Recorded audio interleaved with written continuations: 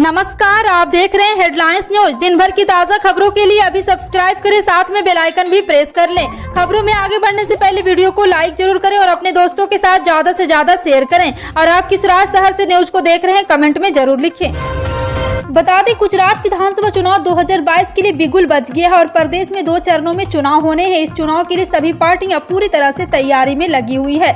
वहीं गुजरात की hot seat घाट लोडिया पर इस बार दिलचस्प मुकाबला दिखाई दे रहा है। इस विधानसभा सीट ने प्रदेश को 2 सीएम दिए हैं। हालांकि इस बार कांग्रेस ने इस सीट पर बड़ा दांव खेला है। घाट लोडिया विधानसभा पाटीदार बहुल इलाका है और यहाँ रबारी समाज का भी दबदबा है। साल 2012 में सरखेज विधानसभा सीट के डिलिमिटेशन के बाद घाट लोडिया सीट बनी, जहां पिछले 2 बार से बीजेपी का दबदबा है और दोनों ही बार ये सीट सीएम सीट के तौर पर जानी गई। इस सीट पर अब कांग्रेस अपना दबदबा बना रही है।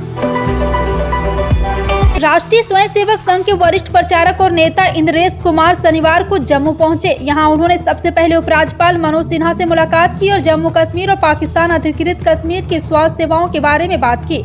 मनोज सिन्हा से मुलाकात करने के बाद इंद्रेश कुमार ने प्रेस वार्ता भी की। उन्होंने कैलाश मानसरोवर का मुद्दा भी उठाया है। जी हां, आपको बता दें कि उन्होंने क्या कहा है।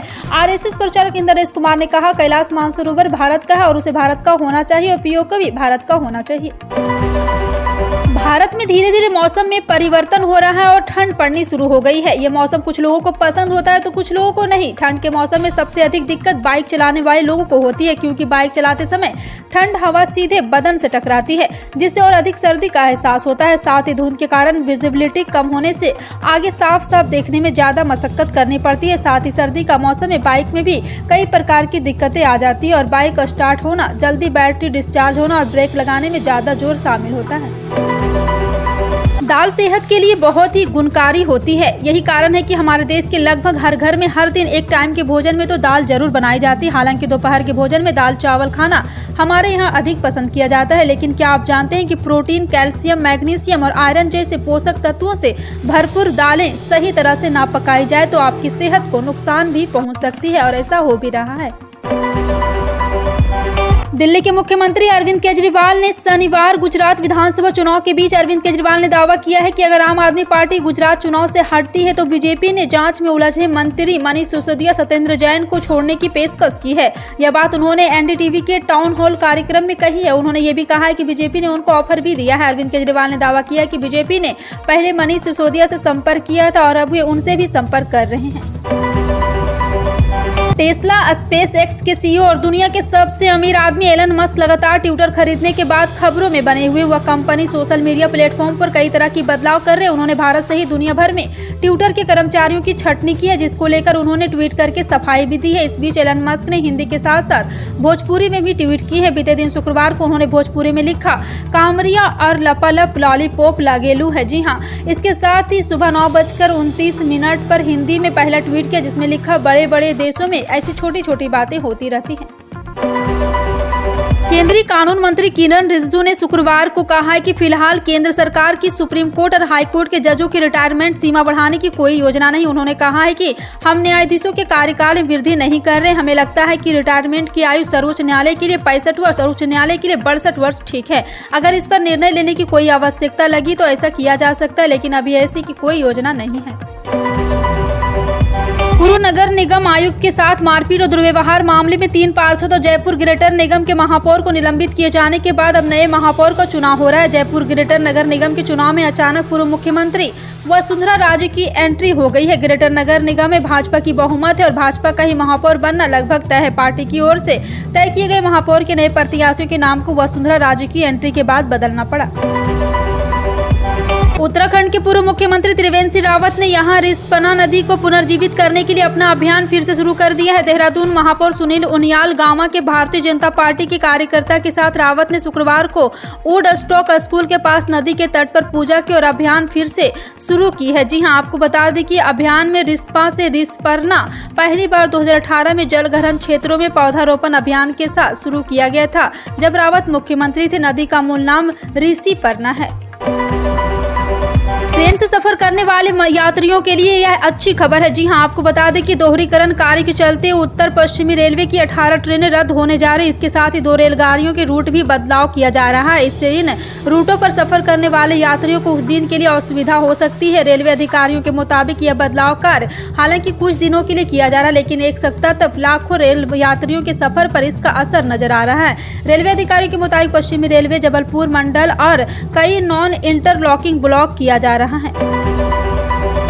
केंद्रीय शहरी विकास मंत्री हरदीप सिंह पुरी ने शनिवार को नए संसद भवन के निर्माण कार्य की समीक्षा की। उन्होंने ट्वीट किया है कि आज नए संसद भवन में चल रहे निर्माण कार्य की समीक्षा की काम अपनी गति से चल रहा है। भारत की प्राचीन सांस्कृतिक विरासत से प्रेरित स्थापत्य कला के साथ टिकाऊ अत्याधुनिक इमारत, आधुनिकता और परंपरा का संगम। इससे एक दिन पहले हरदीप सिंह पुरी ने 15वें अर्बन मोबिलिटी इंडिया सम्मेलन का एक्सपो का उद्घाटन करने के बाद बताया कि न्यू पार्लियामेंट बिल्डिंग प्रोजेक्ट पर 4000 से अधिक लोग 24 घंटे काम कर रहे हैं। बता दें कि कोरोना संक्रमण नियंत्रित है। राहत की बात है कि जितने संक्रमित शहर में रोजाना मिल रहे हैं, लगभग उतने ही रोज बीमारी से ठीक भी हो रहे हैं। यही वजह है कि शहर में कोरोना के उपचाररत मरीजों की संख्या बढ़ नहीं रही है। वर्तमान में शहर में कोरोना के 18 मरीज उपचाररत है। इन सभी की स्थिति नियंत्रित है। किसी ने भी कोरोना के कोई गंभीर लक्षण नहीं। शुक्रवार को शहर में कोरोना के 2 नए संक्रमित मिले हैं। रूस और यूक्रेन के बीच 8 माह से भीषण युद्ध जारी है। अभी तक इस युद्ध का कोई अंत नहीं दिखाई दे रहा है। रूस और यूक्रेन में लगातार साव और मात का खेल चल रहा है। कभी रूस यूक्रेन पर भारी पड़ रहा है, तो कभी यूक्रेन पर रूस पर, और कभी रूस यूक्रेन के इलाकों पर कब्जा कर रहा है, तो कभी यूक्रेन अपने क्षेत्रों से रूसी सैनिकों को बाहर खदेड़ रहा है। युद्ध लंबा खींचने से दोनों ही देशों की अर्थव्यवस्था तहस नहस हो चुकी है। यूक्रेन की बुनियादी इमारतें बंजर में बदल चुकी है। बावजूद यूक्रेन झुकने को तैयार नहीं। इस बीच अमेरिका के राष्ट्रीय सुरक्षा सलाहकार यूक्रेन की राजधानी कीव पहुंच गए हैं। इससे रूस के खेमे में खलबली मच गई है। हेमंत सोरेन सरकार 11 नवंबर को 1932 के खातियान आधारित स्थानीयता नीति का प्रस्ताव विधानसभा में पेश करेगी। यह बिल झारखंड के मूल निवासियों की परिभाषा तय करता है। इस बिल के तहत जो लोग 1932 तक झारखंड में आकर बस गए थे, उन्हें राज्य का मूल निवासी माना जाएगा। वहीं सीएम हेमंत सोरेन ने ट्वीट कर इसकी जानकारी देते हुए लिखा है कि झारखंड वासियों के लिए 11 नवंबर एक बार फिर ऐतिहासिक दिन बनेगा। मुंबई करों को महंगाई का डबल डोज मिला है। सीएनजी और पीएनजी गैस की कीमतें बढ़ गई है। महानगर गैस लिमिटेड ने सीएनजी की कीमत प्रति किलो 3.5 रुपये और पीएनजी की कीमत 1.5 रुपये की बढ़ोतरी कर दी है। यह नई दर 5 नवंबर से लागू हो गई है। आधी रात से लागू हो चुकी है। कीमतों में हुई बढ़ोतरी का सबसे बड़ा नुकसान देश की आर्थिक राजधानी मुंबई को उठाना पड़ेगा। मुंबई में अब सीएनजी 90 रुपये किलो हो गया है। कीमतों में अचानक हुई इस बढ़ोतरी से वाहन चालक काफी निराश हुए हैं। जैसा अंदाजा लगाया रहा था वही हुआ है। जी हां, आपको बता दें कि जैसा अंदाजा लगाया जा रहा था वही होने लगा। माना जा रहा है कि ऑस्ट्रेलिया में हो रहा T20 विश्व कई खिलाड़ियों का आखिरी टूर्नामेंट हो सकता है। इसकी शुरुआत भी हो गई है। स्कॉटलैंड अनुभवी बल्लेबाज कैलम मैकयॉर्ड ने विश्व कप की निराशा के बाद अंतर्राष्ट्रीय क्रिकेट से संन्यास ले लिया है। 33 साल के कैलम ने T20 विश्व कप में स्कॉटलैंड के पहले राउंड से ही बाहर होने के बाद अपने संन्यास का ऐलान किया। पिछले साल विश्व कप के सुपर 12 राउंड में पहुंचने वाली स्कॉटलैंड इस बार उस सफलता को नहीं दोहरा सकी थी। अगर आपने बैंक से लोन से किसी प्रकार का लोन लिया है तो और आप उसे नहीं चुका पा रहे, तो आपको घबराने की जरूरत नहीं, क्योंकि लोन न चुकाने पर अब बैंक भी आपको परेशान नहीं कर सकता है, क्योंकि आपके पास भी कुछ अधिकार होते हैं जिसके बारे में आपको पता होना चाहिए। अगर आप अपने अधिकारों को नहीं जानते हैं तो आपको यहाँ पर बैंक संबंधी सभी अधिकारों के बारे में जानकारी दें, जिसके बाद आपको कोई बैंक कर्मी भी परेशान नहीं कर सकता। बता दें कि अक्सर लोग अपनी बड़ी जरूरतों से जैसे कार खरीदने और शादी, बिजनेस बढ़ाने और घर खरीदने के काम के लिए बैंक से लोन लेते हैं। आजकल बैंक भी ग्राहकों को अपनी तरफ आकर्षित करने के लिए तरह तरह के ऑफर भी पेश कर रहे हैं। अब बैंकों को लोन के रूप में दिए पैसे वसूलने का अधिकार है। पश्चिम बंगाल में प्रशासन के जागरूकता अभियान के बावजूद डेंगू का संक्रमण कम नहीं हो रहा है। बेलघाटा आईडी अस्पताल के सहायक अधीक्षक की शुक्रवार को डेंगू से मौत हो गई और इस बार टीएमसी सांसद के पति और बेटी संक्रमित हो गए हैं। आरामबाग से तृणमूल सांसद अपूर्वा पोद्दार के परिवार के सदस्यों का अस्पताल में इलाज चल रहा। हालांकि सांसद का दावा है कि उन्हें नहीं पता कि संक्रमण हुगली में हुआ या हैदराबाद में।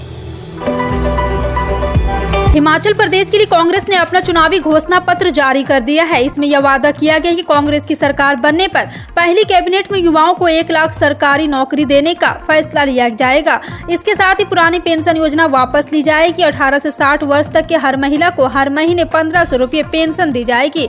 300 यूनिट बिजली फ्री दी जाएगी और हर विधानसभा में 4 अंग्रेजी माध्यम के स्कूल खोले जाएंगे। 5 साल में युवाओं को 5 लाख नौकरियां दी जाएगी। देश के पहले मतदाता श्याम शरण नेगी ने शनिवार सुबह अपने घर पर अंतिम सांस ली। वो काफी समय से अस्वस्थ चल रहे थे और अपनी अस्वस्थता के चलते ही बुधवार को अपने घर पर ही अंतिम सांस ली। जी हां, आपको बता दें कि बुधवार को उन्होंने मतदान भी किया था। मुख्य चुनाव आयुक्त राजीव कुमार श्याम शरण नेगी के शोक संतप्त परिवार से मिलने और उनके पैतृक गाँव के व्यक्तिगत रूप में अंतिम संस्कार में शामिल होने के लिए कल्पा यानी किन्नौर के लिए रवाना हो गए हैं। पूर्व भारतीय क्रिकेटर महेंद्र सिंह धोनी ने इंडियन प्रीमियर लीग सट्टेबाजी से संबंधित मुद्दे पर सुप्रीम कोर्ट के खिलाफ कथित रूप से टिप्पणी करने के लिए भारतीय पुलिस सेवा के अधिकारी जी संपत कुमार के खिलाफ अदालत की आपराधिक अवमानना याचिका मद्रास हाईकोर्ट के समक्ष दायर की है। बता दें कि पूर्व क्रिकेटर ने अपने खिलाफ मैच फिक्सिंग के आरोप लगाने के लिए अधिकारी से 100 करोड़ रुपए के मुआवजा भी मांगा है। मामला को शुक्रवार को सूचीबद्ध किया गया था। हालांकि इस पर सुनवाई नहीं हो सकी थी। मंगलवार को इस पर सुनवाई होने की संभावना है। आपका इन सभी खबरों पर क्या कहना है कमेंट सेक्शन में टाइप करके जरूर बताएं। इसी तरह की पल पल की अपडेट जानने के लिए जुड़े रहें आप अपने हेडलाइंस न्यूज के साथ। मिलते हैं अगली बड़ी खबर में, तब तक के लिए जय हिंद।